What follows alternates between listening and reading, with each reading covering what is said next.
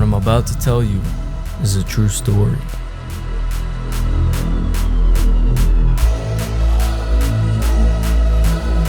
Recently, a group of scientists, archaeologists, medics, pilots, they were tasked with a mission that they may not make it back from. If you're new here, my name is Adam, and if you're not new here, you may be wondering, well, wait a minute. All the videos I've seen you do before this, you actually went out there and got the footage yourself. Is this a reaction video I see? Well, technically no, but basically sort of.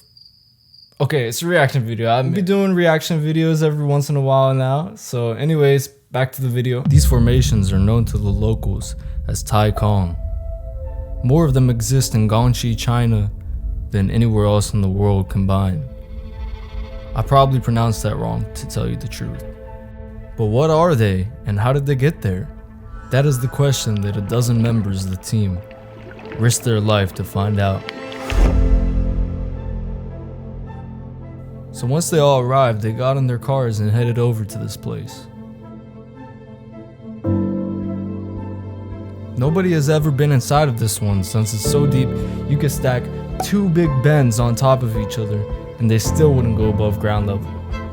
That's very interesting when you consider that the earth is actually smoother than any man-made ball. The more you know. So they had to make the rest of the trip by foot. When they get closer, they decide to get an aerial view before they continue any further. So they get this big fan, right? And they attach a parachute to it. A parachute. And watch what happens.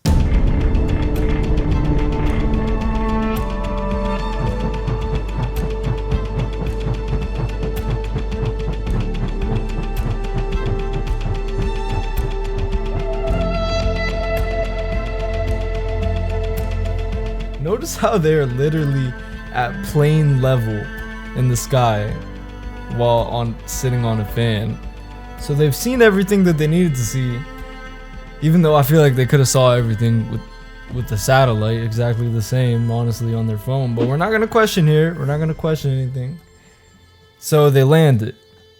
They find a small hole in the ground, and it happens to be a baby Tai Kong forming. Now don't let the baby part fool you.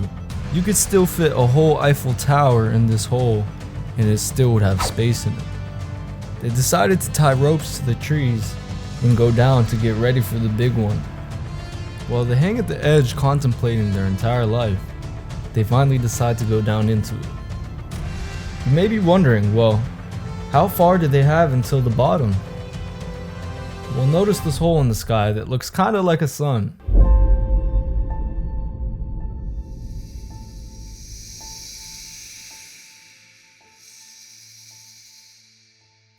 Yeah, that's them. Obviously, they don't have enough rope, so they get pulled back up and head straight to the big one.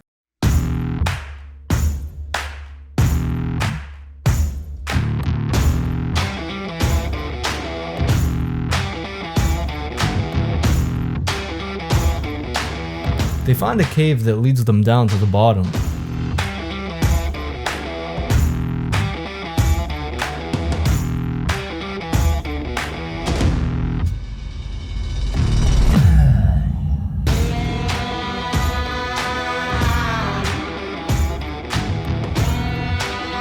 Once they're there, they start setting up camp, since they will be living there for about a week.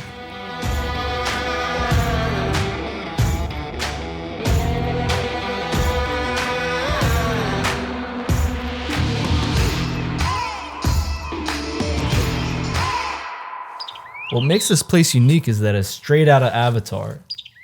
A forest underground with a hole at the top that acts as a sun for the plants and animals to survive at the bottom. It is so big that it has its own atmosphere, its own cloud system, and that even means rain. Yes, you heard me right, it rains underground. They split up into groups, one tasked with finding quartz which would give them a time period of when this formed.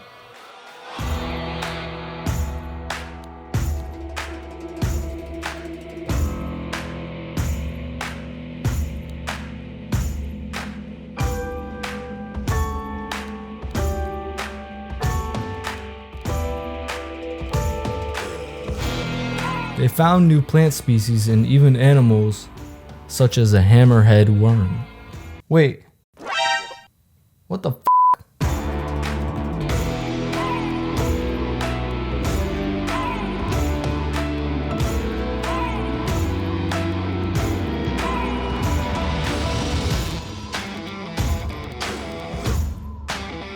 They find blind and transparent shrimp.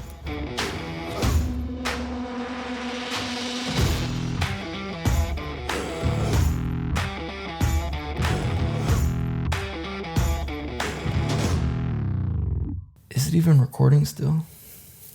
One group found an underwater river, which was surprisingly beautiful.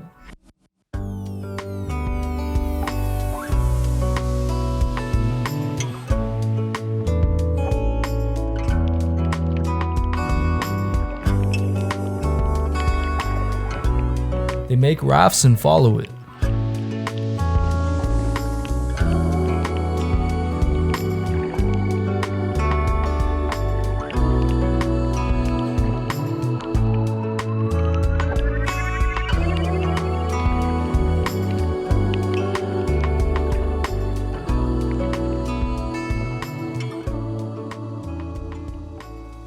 Another team finds another river, this one not so beautiful.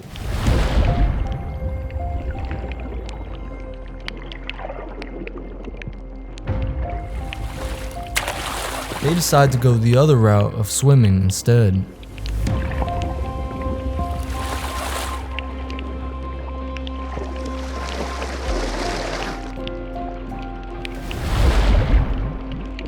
They run out of rope and eventually the risk of getting lost is not worth it, and they turn back. This river is so deep underground that theoretically it could extend for the length of entire countries.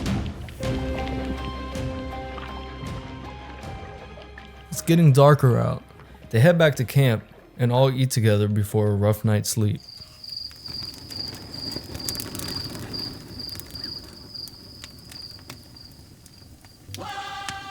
They do this every day until the final day where they have to pack everything up. However, remember when I said they needed quartz to date the formation? Well, they haven't found any yet. One man explains that throughout the days that they've been there, he's uncovered how this creation has formed. The limestone underground starts as a small stream of water, and as the weak point above the stream falls into the water and dissolves over millions of years, the opening rises up to the top, and that small one they found earlier was one that had just reached the top, creating a small opening. Eventually it will look more like this one. Knowing this knowledge now, he spots another cave and explains how that one is even older and may hold quartz inside. A drone pilot gets his gear and flies it over the edge to get a better look before once again tying ropes to a rock and walking off the edge of a giant cliff.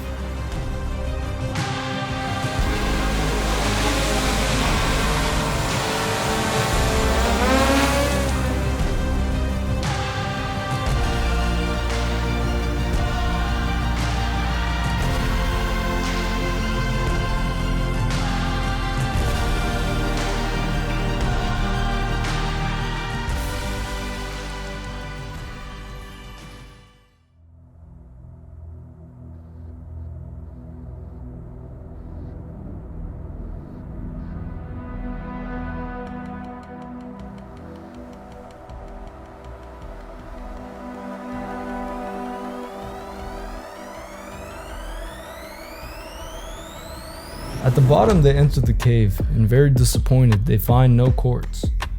Although since they are the first humans who have entered the cave, they get to name it.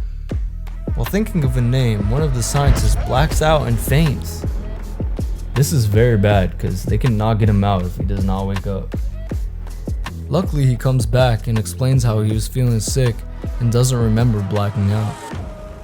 Maybe he's been working hard all week. Or maybe something just doesn't want him there. Jokingly, they name the cave Fainting Cave and then quickly escape before anyone else blacks out too. With no food left and the budget gone, they take what they've learned and call it quits. And that is the story of the underground world that you did not know about until today. It's crazy to think that less people have been to this place than people who have stepped foot on the moon. But trust me, there are a lot of other planets. There are a lot of other planets. Not planets.